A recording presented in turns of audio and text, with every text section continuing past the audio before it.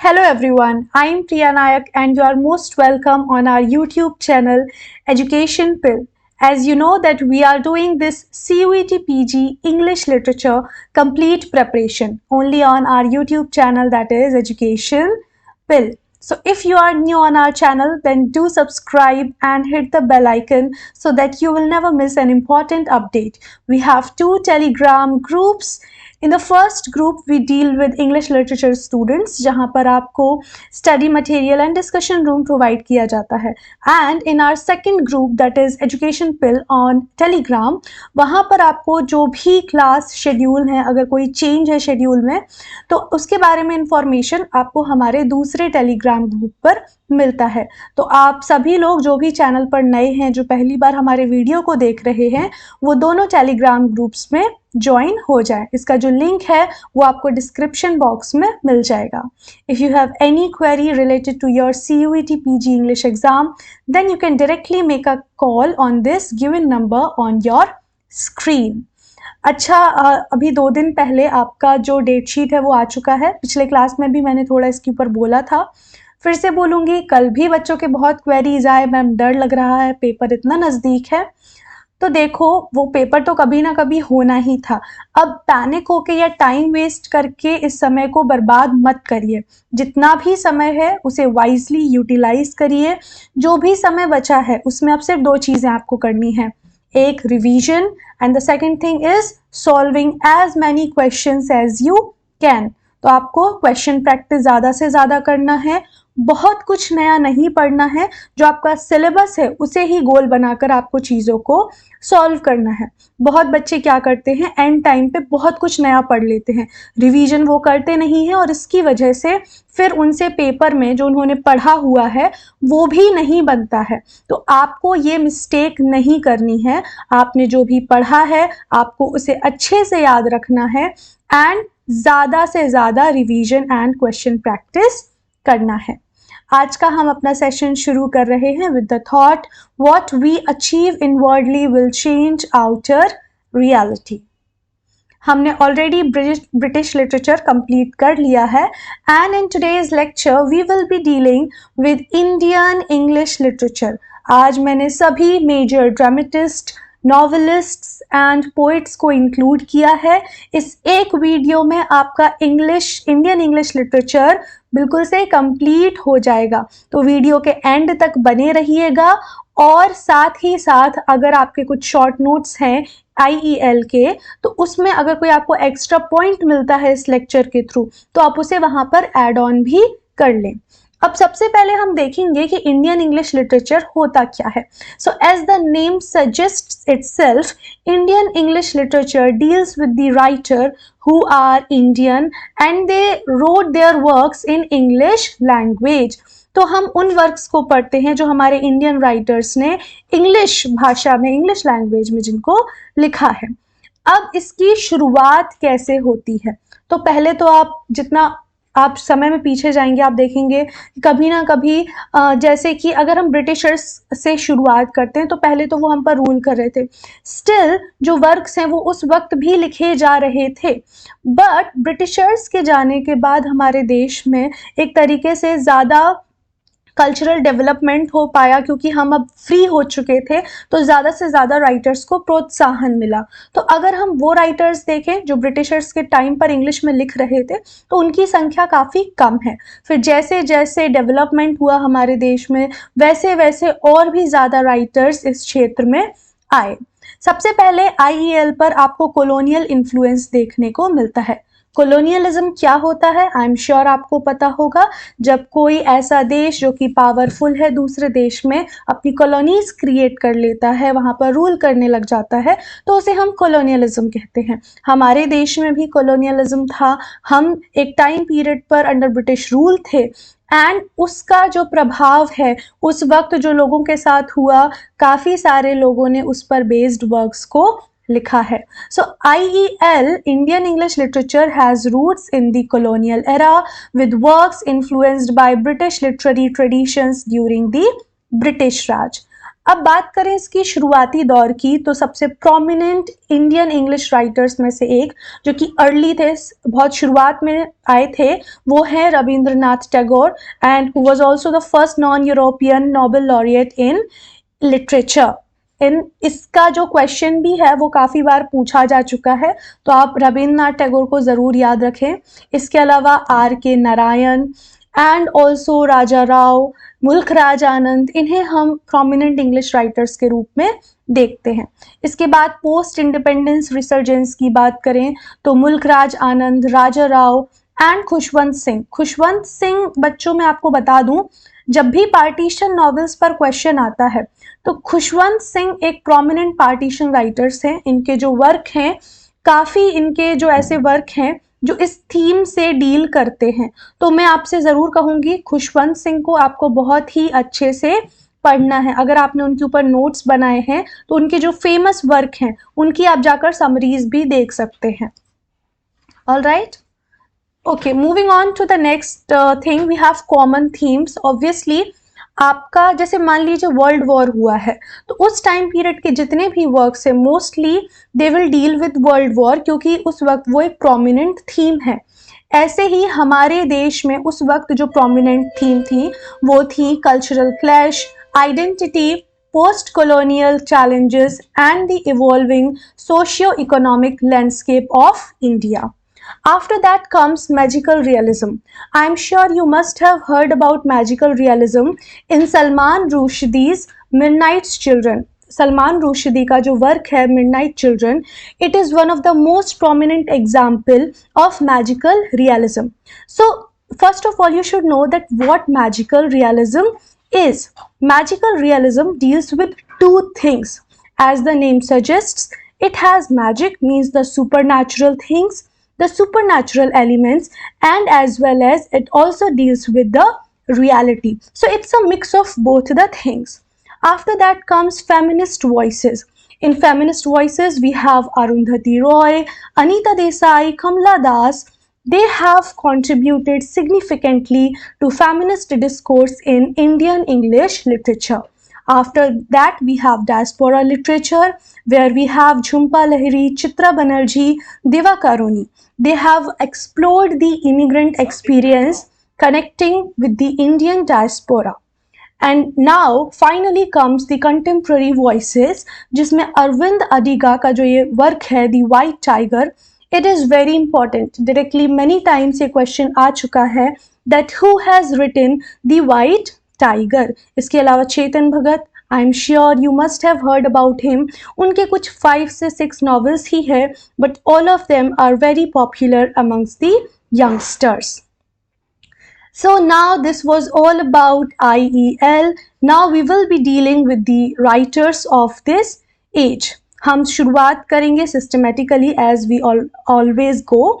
तो सबसे पहले हम देखेंगे राजा राम मोहन रॉय को, एंड देन धीरे धीरे हम लोग सारे जो पोइट्स हैं, जो ड्रामेटिस्ट्स हैं, उनको भी कवर करेंगे.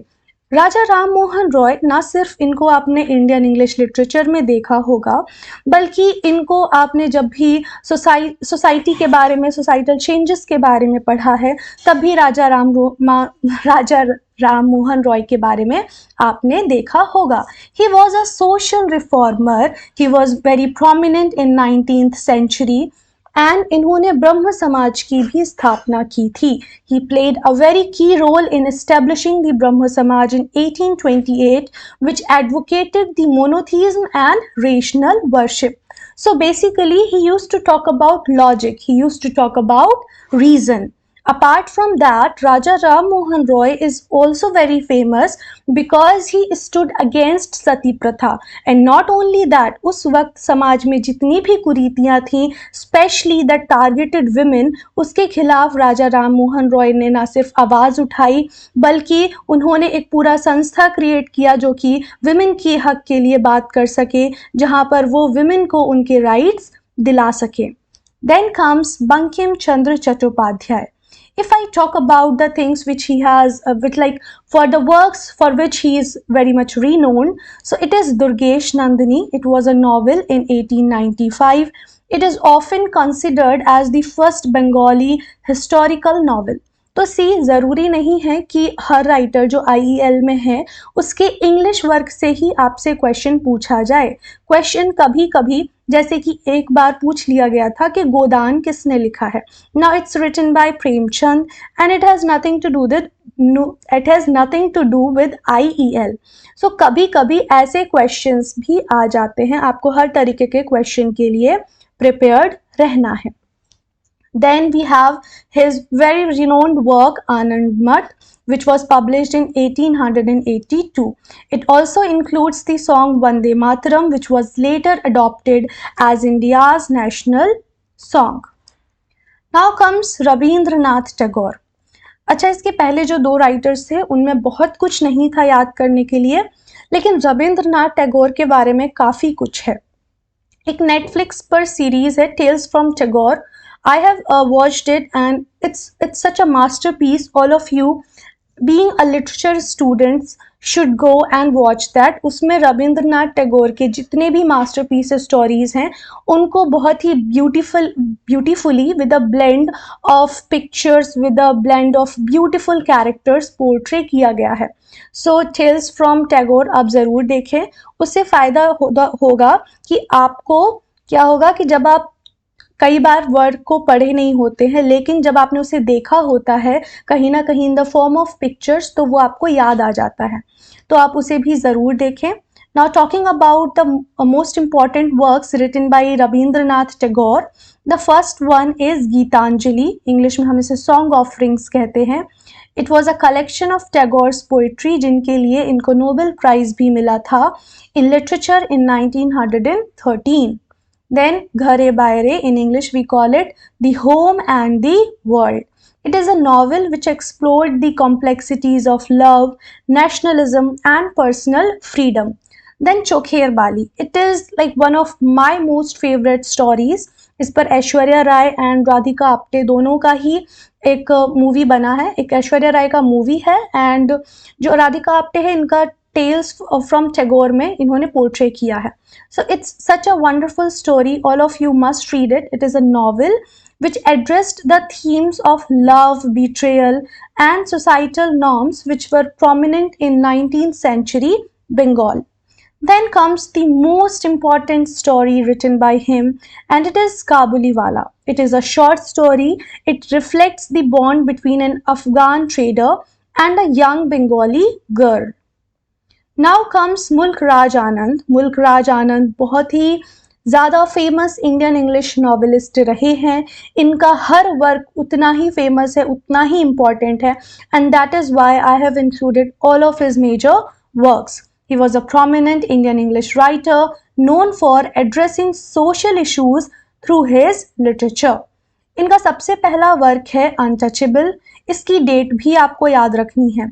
कुछ वर्क्स ऐसे होते हैं जो इमॉर्टल हैं, उन पर हमेशा क्वेश्चन पूछे ही जाते हैं, उनका आपको डेट ऑफ पब्लिकेशन भी याद रखना है। अनटचेबल जो जैसे कि नेम सजेस्ट कर रहा है, ये नॉवल दलित स्ट्रगल को हाईलाइट करता है। Then we have Coolie. Cooley explores the harsh realities which were faced by the laboring class in British India. After that comes Two Leaves and a Bud. It addresses issues related to the exploitation of tea plantation workers. हालांकि बहुत detail में जाने की आपको ज़रूरत नहीं है, but yes at least you should know the names of these works. अब आते हैं ये तीन वर्क, अक्सर इनको साथ में ही पूछा जाता है। So the village across the black waters and the sword and the sickle. Now let's try to remember this with the help of a story. So Mulkraj Anand, हम इसे ऐसे याद कर सकते हैं, मुल्कराज आनंद एक अनटचेबल थे। वो एक कूली के रूप में काम किया करते थे एंड वहाँ पर वो एक विलेज में जाते हैं। वो विलेज ब्लैक वाटर्स के अक्रॉस रहता है। वहाँ पर वो सॉर्ड एंड सिकल लेते हैं and then he started working with leaves and buds and everything. So with this kind of weird story you can actually remember all the works written bye Mulk Raj Anand. The first one being Untouchable, then Coolie, The Village, Across the Black Waters, The Sword and the Sickle, and last but not the least comes Two Leaves and a Bud. Now comes R.K. Narayan. R.K. Narayan, who is like not only famous for the kind of novels that he wrote, but he is also very famous for because he immortalized his characters, right? कुछ writers होते हैं जो works लिखते हैं and then उनका काम खत्म, but then there are some writers जो अपने वर्क्स के द्वारा अपने कैरेक्टर्स को हमेशा के लिए इमोर्टलाइज्ड कर देते हैं, and R K Narayan was one of them. If I talk about his most famous works, तो सबसे पहले है स्वामी एंड फ्रेंड्स, ये इनका डेब्यूट नॉवल था. And we have the bachelor of arts, the dark room, The English Teacher, Mr. Sampath, The Guide, The Man-Eater of Malgudi, and The Vendor of Sweets. Now you must be thinking कि ma'am ने तो major works include करने की बात कही थी, but इतने सारे वर्क्स क्यों इंक्लूड किए हैं? Because all of these works are actually very important and कई बार इनसे डायरेक्ट क्वेश्चंस पूछे जा चुके हैं. Though you need not to go in very much depth, but at least you should know the names. तो चलिए किसी स्टोरी से इनको हम याद करने की कोशिश करते हैं. सो आर के नारायण का छोटा भाई था स्वामी और उसके दोस्त, ये सभी लोग बैचलर ऑफ आर्ट्स यानी कि बीए कर रहे थे. वो सभी लोग एक दिन एक डार्क रूम में जाते हैं. उस डार्क रूम में उन्हें एक इंग्लिश टीचर मिलता है. उस इंग्लिश टीचर का नाम रहता है मिस्टर संपत, और वो स्वामी और उसके दोस्तों का गाइड बन जाता है. अब जब वो उनका गाइड बन जाता है तो उन्हें पता चलता है कि एक्चुअली ये जो इंसान है ये मालगुडी से है, और मालगुडी में इसकी पहले स्वीट्स की दुकान थी. So now let's try to remember and revise it. R K Narayan, उनका छोटा भाई, Swami and friends, they were doing bachelor of arts, they went to the dark room where he met the English teacher.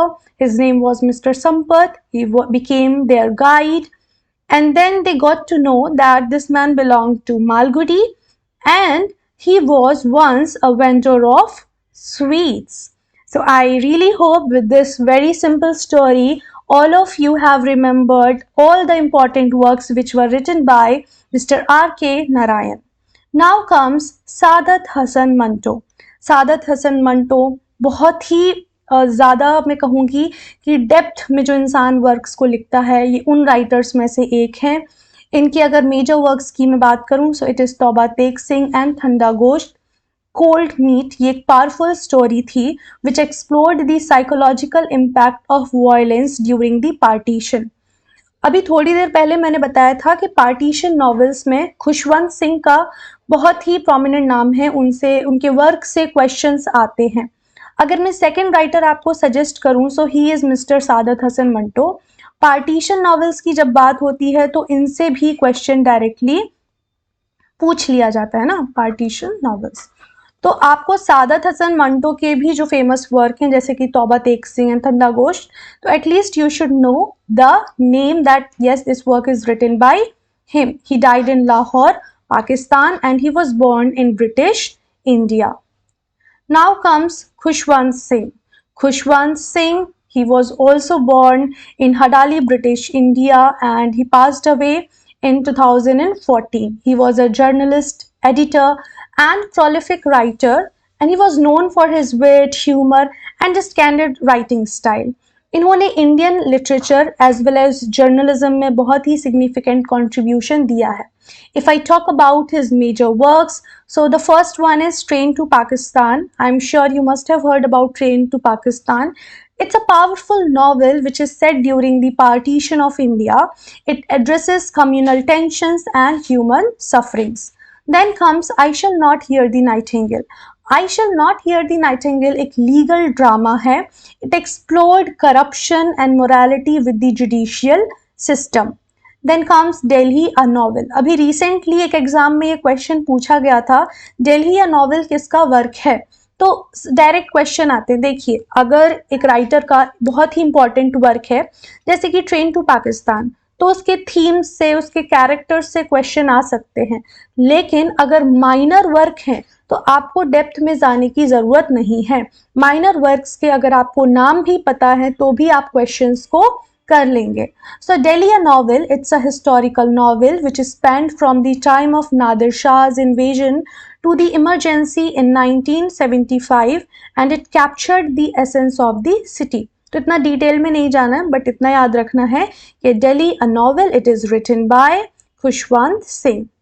Moving on to the next one, we have Bhavani Bhattacharya.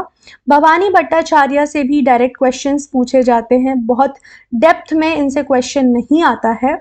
तो ही was an English novelist and इनको भी अपने social and political issues address करने के लिए जाना जाता है. सो मैनी हंगर्स इनका सबसे इम्पॉर्टेंट वर्क है. It is a significant novel that vividly portrays the plight of refugees during the partition, highlighting the human struggles and tragedies. इसके अलावा Shadow from Ladakh, it is set against the backdrop of Ladakh. This novel delves into the psychological and cultural impacts of war on individuals. बस इतना याद रखना है. भवानी भट्टाचार्य, दो work. So many, अच्छा ऐसे याद रख लीजिए. Bhabani Bhattacharya, he was very hungry, so many hungers, because he was in Ladakh और वहाँ ड्रॉट वगैरह पड़ता था इस तरीके से. So many hungers and shadow from Ladakh written by Bhabani Bhattacharya. Now comes Anita Desai. She is an acclaimed Indian novelist and she is known for her insightful exploration of human relationships and the intricacies of Indian society. If I talk about her most famous works, so the first one is Cry the Peacock. ये इनका debut novel था. Voices इन दी city, voices इन दी city post colonial India में रहने वाले characters को explore करता है, उनकी फीलिंग्स, उनकी साइकी को एक्सप्लोर करता है. Then there is where shall we go this summer. ये पर्सनल डिज़ायर और सोसाइटल एक्सपेक्टेशंस के बीच जो क्लैशेस आते हैं उनकी बात करता है. Then we have fire on the mountain and clear light of day. चलिए अब इनको हम याद करने की कोशिश करते हैं. अनीता देसाई, इनको अपनी सिटी में बहुत शोर की आवाज़ आ रही थी, तो पहला वर्क हो गया वॉइसेस इन दी सिटी. इतना ज़्यादा शोर था कि पक्षी जैसे कि पीकॉक वो रोने लगी. सो क्राई द पीकॉक. अब वो बहुत ज़्यादा थक जाती हैं अपनी जगह से एंड शी डिसाइड्स कि हमें समर कहीं जाना चाहिए. तो अब वो सोचती है कहाँ जाना चाहिए. So then comes where shall we go this summer. Now she decides कि we should go to mountain. So fire on the mountain, और mountain पर जाकर उनको clear light of day देखने को मिलता है. So Anita Desai, voices in the city, इतना ज़्यादा voices था कि पक्षी भी रोने लगते हैं. So cry the peacock. Now she thinks where should we go? So where shall we go this summer? Then she decides that we should go to mountain. So fire on the mountain and from mountains she sees clear light of day. I'm sure आपको अच्छे से समझ में आ रहा होगा. यहाँ पर आपको शायद दिख नहीं रहा होगा तो मैं थोड़ी देर के लिए हटा देती हूँ. Yes, you can take this screenshot if you want. Moving on to the next writer, we have Raja Rao. Raja Rao जो कि अपने 3-4 वर्क्स के लिए ही जाने जाते हैं, बट ये 3-4 जितने भी वर्क्स हैं इम्पॉर्टेंट हैं एंड आपके एग्ज़ाम पॉइंट ऑफ व्यू से आपको इनके बारे में पता होना चाहिए. ना सिर्फ ये एक अच्छे राइटर थे, he was also a very great philosopher. इनका सबसे इम्पॉर्टेंट नावल है और सबसे फेमस नावल है कंथपुरा. ये इनका डेब्यूट नावल था. ये जो गांधीयन प्रिंसिपल्स थे उनका साउथ इंडियन विलेज पर क्या इम्पैक्ट था वो इसमें हमें देखने को मिलता है. And we have the serpent and the rope, the cat and the Shakespeare. 3 ही वर्क्स हैं, स्टोरी की ज़रूरत नहीं है बट इम्पॉर्टेंट तीनों हैं, तो आपको याद रखना है that these are written by mister Raja Rao. Then we have Kamala Markandaya. Again Kamala Markandaya भी एक प्रोमिनेंट इंडियन इंग्लिश नॉवलिस्ट थी. इनके 2 वर्क्स बहुत इंपॉर्टेंट हैं, nectar in a sieve and some inner fury. Nectar in a sieve एक ग्राउंड ब्रेकिंग डेब्यूट नॉवल था. It depicted the struggles of a rural Indian women Rukmani. And then we have Some Inner Fury. Some Inner Fury explores the theme of identity and cultural conflict in a post-colonial setting. Now we have Nayantara Sehgal. Nayantara Sehgal, ये आप ऐसे भी याद रख सकते हैं that she is related to Nehru family. अब क्योंकि वो नेहरू फैमिली से रिलेटेड हैं so she must be rich. यहाँ से आपको याद रहेगा कि इनका सबसे इंपॉर्टेंट वर्क का नाम है rich like us. And the second work which she wrote is Prison and Chocolate Cake, though it's not very important, but it is her debut novel. So you should remember that Nayanthara Sehgal, she's an acclaimed Indian English author who is known for her insightful exploration of political and social themes. Her two major works, the first one because she is very rich, so Rich Like Us, and the second one, Prison and Chocolate Cake. चलिए अब आते हैं शशि थरूर। आई am sure आपने शशि थरूर के बारे में already सुना होगा, आप उन्हें जानते होंगे।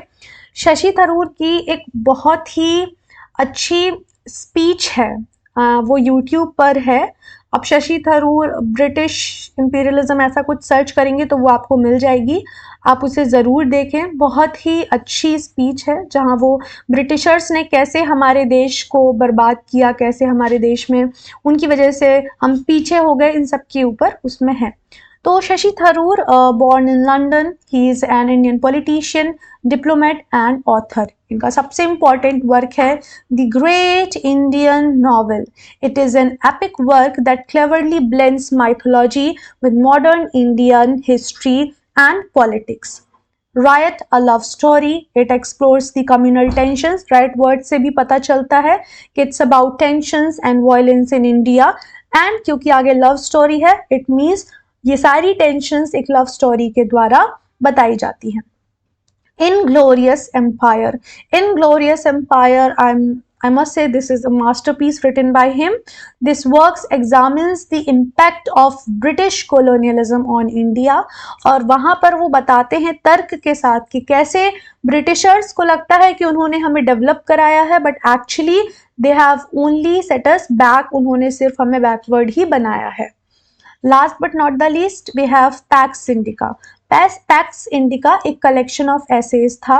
यहाँ पर शशि थरूर जी के जो विचार हैं आज की इंडियन पॉलिटिक्स पर, फॉरेन पॉलिसी पर, ग्लोबल अफेयर्स पर, वो सभी हमको यहाँ पर देखने को मिलते हैं। Now we have Salman Rushdie.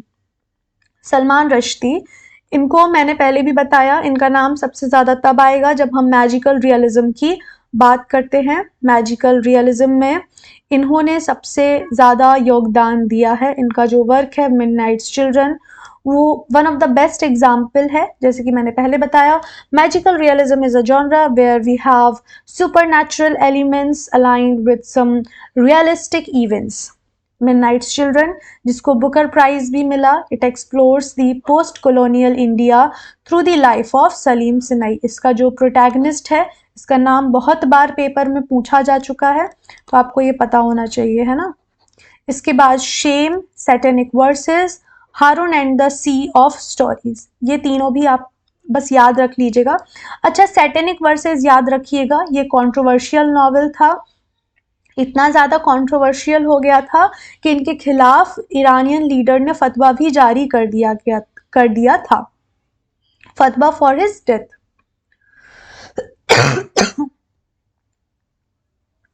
Right, so we have Arundhati Roy. Actually I know Indian writers में काफ़ी सारे राइटर्स हैं और मैंने क्योंकि सभी को इंक्लूड भी किया है तो लग रहा होगा, बट डोंट वरी, पेपर है आपका तो मैंने किसी भी इम्पॉर्टेंट राइटर को फिर नहीं छोड़ा।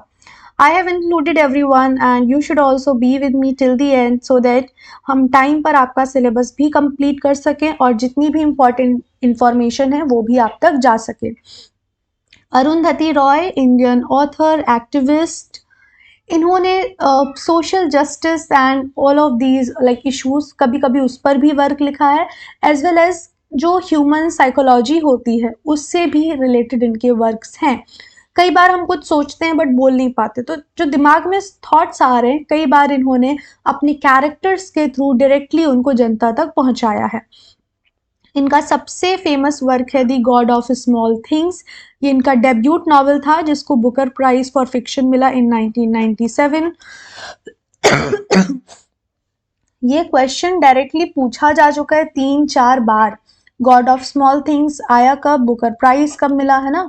Everything is important here. Then the algebra of infinite justice and the ministry of utmost happiness. इनके बस आप नाम याद रख लेना, काफी है इतना. अच्छा, अब आते हैं विक्रम सेठ. आई एम श्योर आपने विक्रम सेठ का दी गोल्डन गेट, सुटेबल बॉय शायद सुना होगा.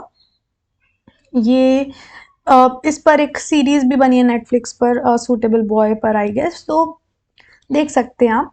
इनके मैंने सिर्फ मेजर वर्क्स के नाम लिखे, डिटेल क्वेश्चन इनसे नहीं पूछे जाते हैं. कोशिश करते हैं हम इनके वर्क्स को याद करने की. तो विक्रम सेठ गोल्डन गेट पर रहा करते थे. गोल्डन गेट पर उन्हें एक दिन एक सूटेबल बॉय दिखता है, जिसके लिए ये एक सूटेबल गर्ल ढूंढते हैं. अब देखो, सूटेबल बॉय, सूटेबल गर्ल. अब ये दोनों क्या हो गए, दो, तो टू लाइव्स. ये दोनों आपस में म्यूजिक सीखते थे. सो एन इक्वल म्यूजिक. और ये म्यूजिक कहाँ पर सीख रहे हैं, पृथ्वी के ऊपर एक रिवर है उसके पास बैठकर. So the revered earth. Vikram Seth the golden gate पर काम करते थे, वहां उन्हें मिलते हैं a suitable boy, a suitable girl, two lives, दोनों लोग साथ में म्यूजिक सीखते थे. एंड कहाँ पर, ऑन द रिवर्ड अर्थ. सो इस तरीके से आपको इनके सारे वर्क्स का जो नाम है वो याद रखना है. All of his works are important, at least you should know the names. Okay, चलिए अब आते हैं अमिताभ घोष. अमिताभ घोष एक कह सकते हैं कि अभी रिसेंटली, अच्छा अमिताभ घोष से मुझे याद आया, अभी recently I have given this PhD entrance, उसमें इनसे क्वेश्चन आया था, डायरेक्ट क्वेश्चन आया था. तो अमिताभ घोष बहुत ही इंपॉर्टेंट है ना, ही इज वेरी इंपॉर्टेंट. आपको हमेशा इनसे क्वेश्चंस देखने को मिलेंगे. इनके वर्क्स की अगर मैं बात करूं, so the circle of reason, the shadow lines and the Calcutta chromosome. सबसे फेमस तो इनका दी कैलकाटा क्रोमोसोम ही है. It combines science fiction with historical research. This novel explores themes of malaria, medical research and the mysterious disappearance of a scientist. जितना मुझे याद आ रहा है, शायद ये क्वेश्चन आया था that who is the Indian writer in English, who is the first Indian writer in English who got Jnanpith Award, Jnanpith Award, ये था शायद क्वेश्चन. सो यस, इसके अलावा अरविंद अडीगा का जैसे मैंने पहले बताया डायरेक्ट क्वेश्चन आता है. Who has written the white tiger, ये इनका डेब्यूट नॉवल था, इसकी वजह से इनको मैन बुकर प्राइज भी मिला. देन किरण देसाई. देखिए मैंने बताया था ना, कुछ राइटर्स ऐसे होते हैं जिनका सिर्फ एक वर्क ही इम्पॉर्टेंट होता है. अरविंद अडीगा हैं या फिर किरण देसाई हैं, इनका एक ही एक वर्क इम्पॉर्टेंट है, आपको बस उसका नाम पता होना चाहिए.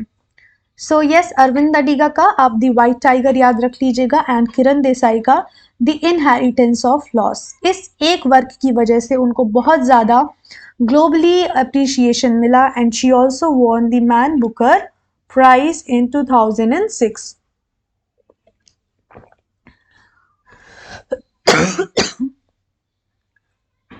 Now we have Chetan Bhagat. Chetan Bhagat एक contemporary writer हैं. I'm sure you must have heard about his works. इनके works अभी कुछ 2014-15 में बहुत ज़्यादा फेमस हो गए थे, and इनके वर्क्स को ग्लोबल रिकॉग्निशन भी मिला, and that is Y many people, like कुछ लोगों के तो ये फेवरेट भी रहे हैं, but not mine, but yes he is famous.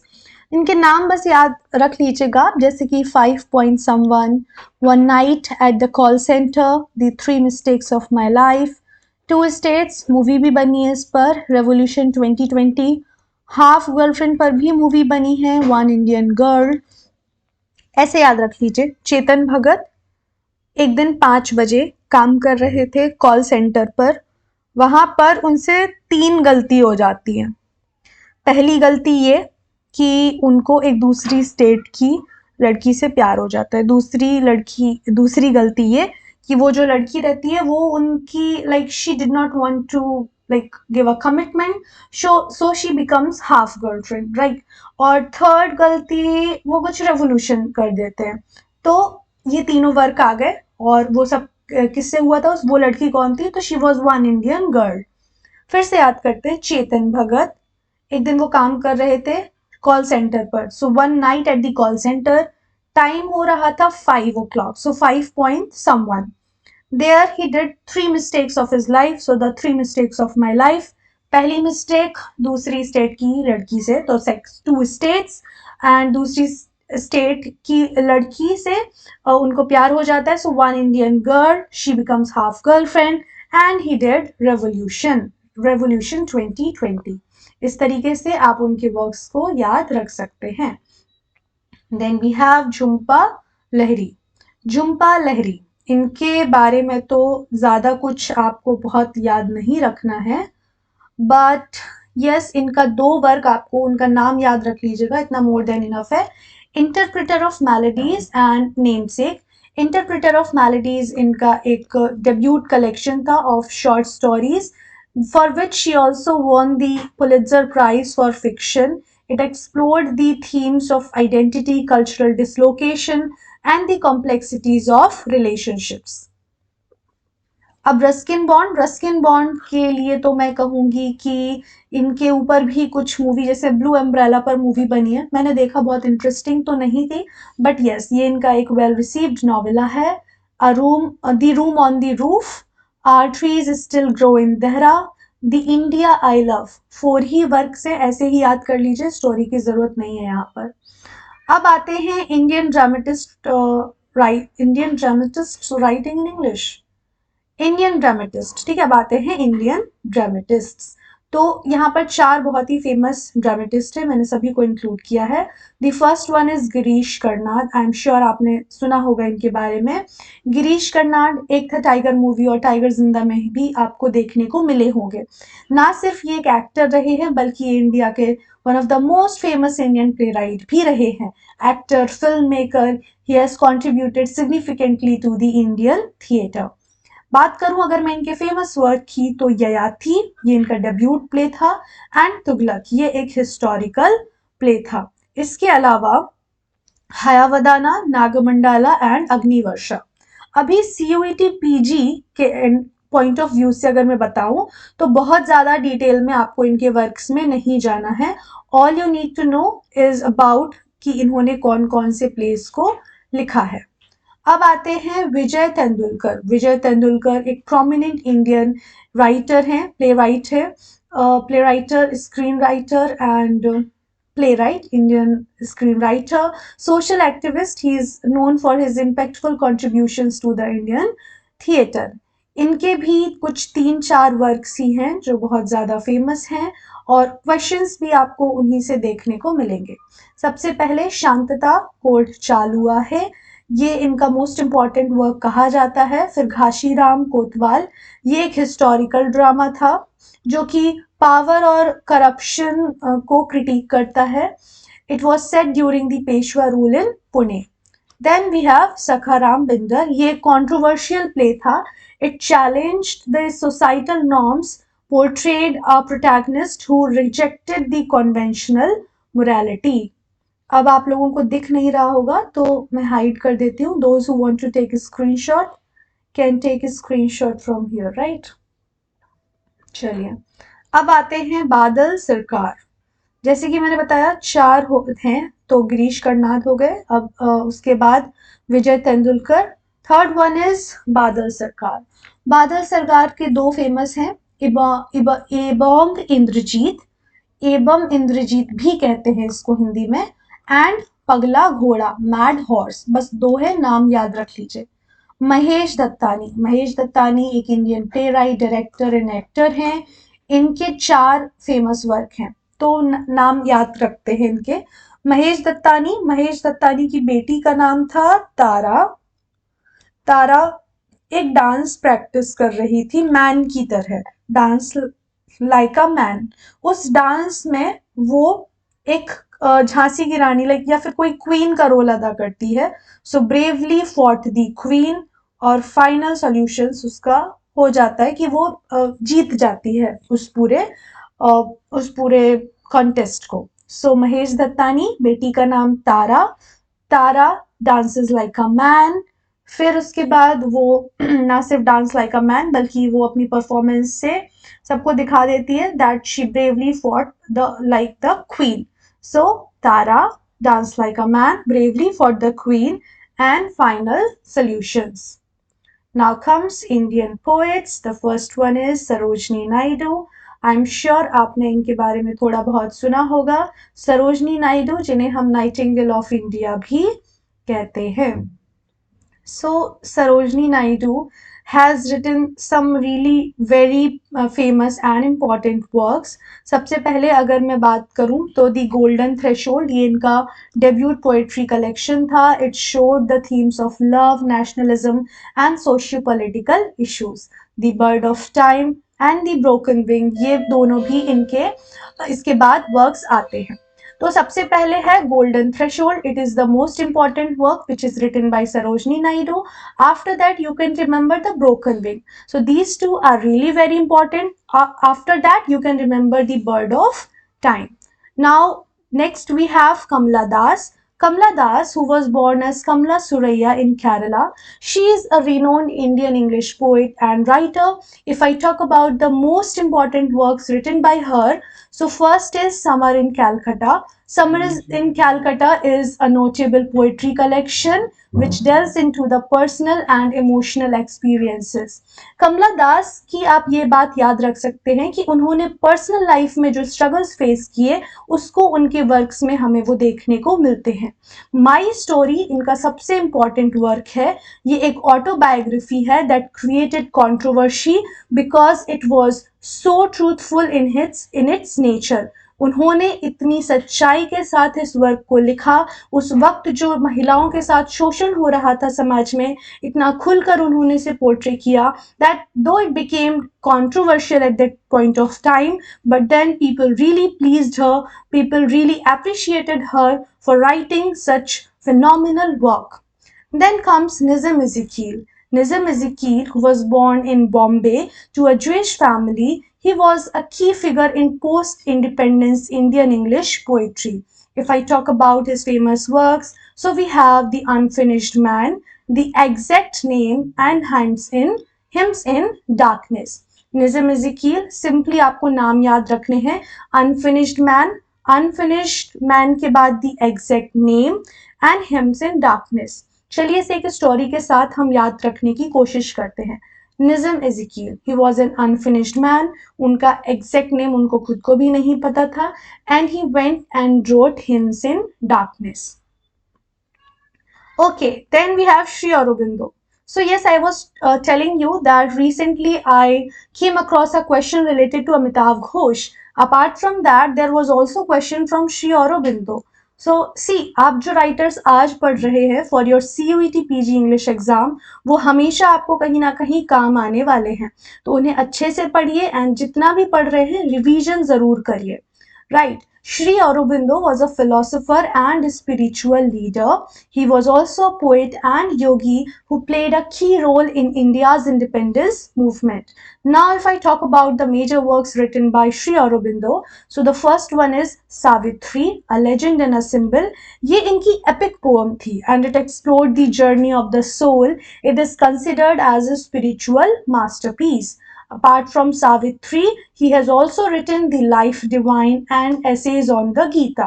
तो अगर इंडियन इंग्लिश पोएट से कोई बहुत ही स्पिरिचुअल टाइप का वर्क आता है तो मोस्ट प्रोबेबली होना चाहिए कि वो श्री औरोबिंदो ने ही लिखा होगा. Now we have Henry Derozio. Henry Derozio जो है ये अपने not only for his works but as a teacher भी ये फेमस थे. अगर मैं बात करूं इनकी पोएट्रीज की तो the fakir of Jungheera and to India my native land इनके बहुत ही इन्फ्लुएंशियल वर्क हैं. The fakir of Jungheera was his first published poem which showcased romantic themes. And To India, My Native Land, it is an influential patriotic poem which expressed love for the motherland. अगर बात करूं मैं इनके essays की तो इन्होंने लिखा है Lectures on the Hindus. It was his controversial lectures. It challenged the traditional Hindu beliefs. Now comes Jayant Mahapatra. चलिए जयंत महापात्रा से भी डायरेक्ट क्वेश्चन आया था कि उनका जो वर्क है Close the Sky 10 by 10 ये किसका वर्क है.